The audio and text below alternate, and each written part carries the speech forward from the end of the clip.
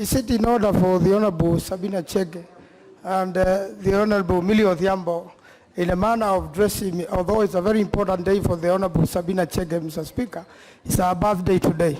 It's not really the dress code for Parliament, Mr. Speaker.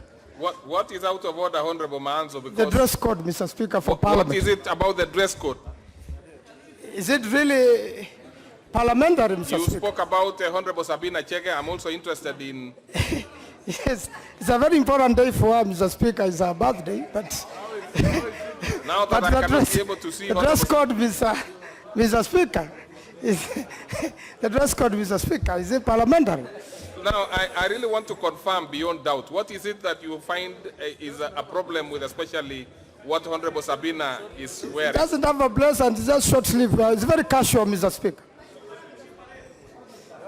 Okay, what is it, Honorable Sabina Chege? You want to say something so that you... Thank you, Mr. Speaker. I don't know what is wrong with Honorable Manzo, Mr. Speaker. Neither do I, yes, but it is my birthday today, Mr. Speaker. And if you wish to wish me a happy birthday, I've just stood and sang a happy birthday song to me. I've gotten his attention, and I think that's what he wanted. And thank you very much, Honorable Manzo. You are completely out of order. We don't recognize birthdays in the chamber. Now, that one can be handled elsewhere. So, Honorable Manzo, and so yes, what is it, Honorable Millie Odhiambo? Thank you, Mr. Speaker, for giving me this opportunity. Mr. Speaker, I thank you for that direction, because part of the reason that I am wearing an African wear that my honorable friend is not aware of is because I've just come from Suba North, specifically in relation to that bill. So I'm very encouraged that you have moved it, because I was going to make that request.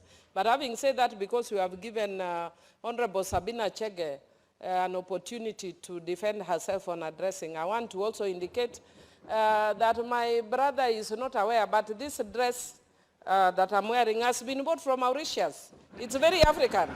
But do I say, Mr. Speaker, he needs to know people and understand dressing, Mr. Speaker. Now, this is something. Let me start with the leader of Minority Party and come to the leader of Majority Party. What is it again? And you see, we should. Mr. Speaker, much as I appreciate the birthdays, I appreciate the dressing, especially clothes imported from Mauritius, and I don't doubt that, because coming from a sober girl, chances are that that is true and real. But, Mr. Speaker, there's a standard way of dressing. So I think we need to be very clear on this standard way of dressing. And this House, as a tradition, Mr. Speaker, a honorable member cannot expose his or her body. And especially the way Sabina Chege is dressed, Mr. Speaker, I would urge you to rule that she's inappropriately dressed for this for the House. She's properly dressed for the birthday party, but not properly dressed for the chamber, Mr. Speaker, because you can see she has exposed her arms. Mr. Speaker, this is a matter that has come before this House before. And, Mr. Speaker, we must just be clear and candid about it. That if tomorrow I come in a short-sleeved shirt with a tie, will I be allowed in the House, Mr. Speaker? I mean, we need to take the business of the House seriously. I would urge that Honorable Sabina Chege is allowed to go and address appropriately for the House. Thank you, Mr. Speaker.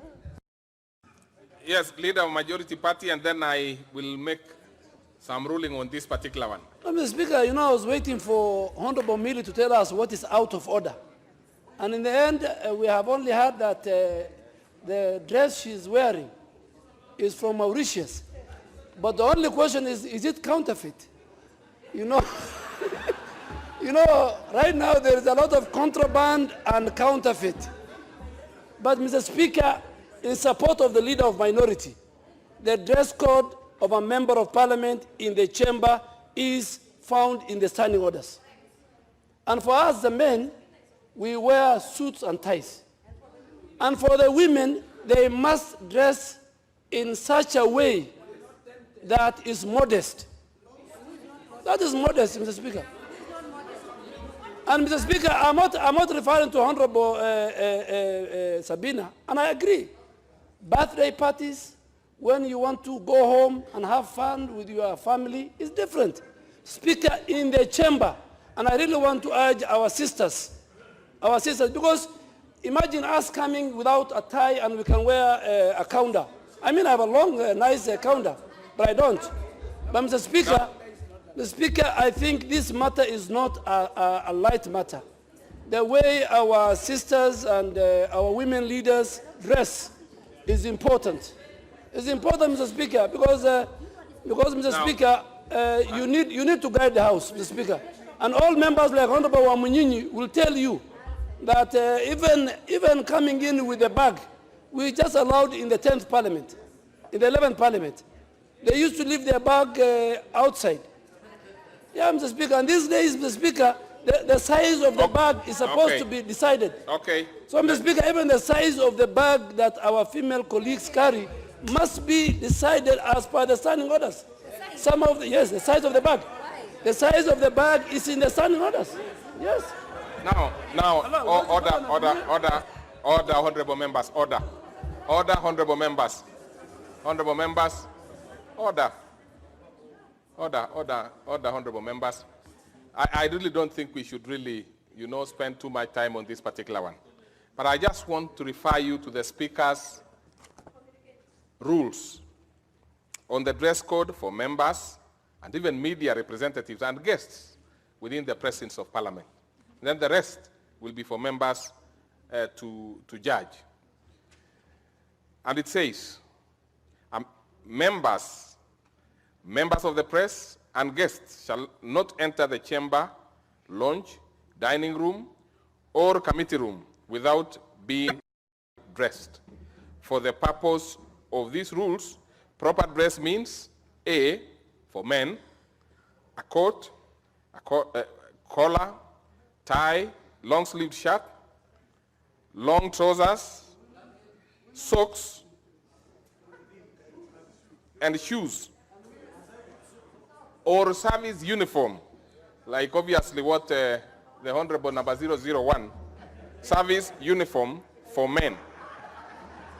And B, this is for our lady colleagues, decent, formal / business wear for men, for women. Again, decent, formal business wear for women. Now, honorable members, I am looking at Honorable Sabina Chege. And true, probably she has exposed her arms, as the leader of my minority has said, but she seems to have dressed in a formal and business manner. Now, it depends on how specific order, honorable members. It depends on probably how the persons looking at her have chosen to, you see? So from where I sit, I find that Honorable Sabina Chege, of course, can dress better, but she's okay. She's okay. So, honorable members, I think that's a matter that we would need to, and for Honorable Millie Odhiambo, it wouldn't matter where the clothes come from, as long as she's dressed in a decent, formal business wear, that would be fine. But believe you me, honorable members, henceforth, we will be looking at members, I'm saying all members, not lady members, very keenly to see that they are properly and decently dressed. Just keep yourself to the confines of the Speaker's rules, and you will be okay. Now, and it didn't matter whether Honorable Sabina Chege would want to do her birthday outside the chamber, but in the dining of this place, she must dress the same, formal business wear. So, honorable members, let's sweep that one under there. Let's forget about that one, and let Honorable Sabina Chege, of course, proceed and enjoy her birthday party. Proceed.